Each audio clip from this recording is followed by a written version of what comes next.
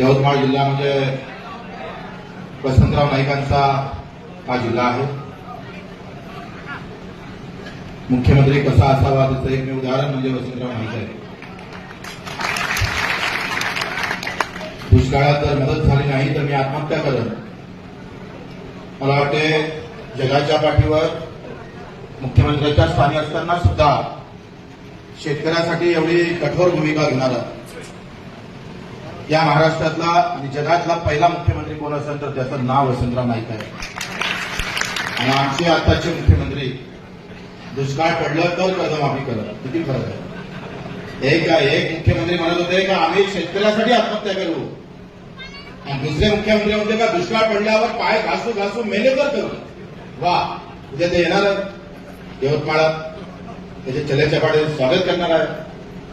आपले लोक त्याचं स्वागत करेल, शेतकरी त्याचं स्वागत करणार आहे आणि ते 2000 शेतकऱ्यांच्या छाताळ्यावर पाय ठेवून आत्महत्या करणार. जी मानसिकता कशी आहे.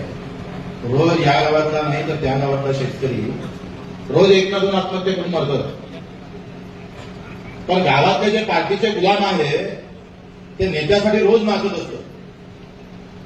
दुःख त्या सरकारपेक्षा या नाचणाऱ्याचं जास्त आहे. हे आमचं दुर्दैव जास्त आहे. या हरित क्रांतीचा आवाज ज्या यवतमाळमधून झाला तो आज आत्महत्यासाठी जास्त असणारा, अधिक अग्रण्य असणारा जिल्हा म्हणजे यवतमाळचं नाव आहे. आणि याची आम्हाला काही लेनदेन नाही. एका राठोडनं ज्या वेदना मांडल्या त्या दुसऱ्या त्या आमच्या सत्तेतल्या राठोडले कधी समजलं हा प्रश्न आहे.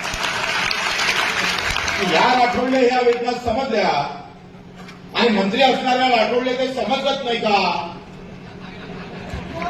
त्यांना शेतकरी महत्वाचा वाटत नाही का.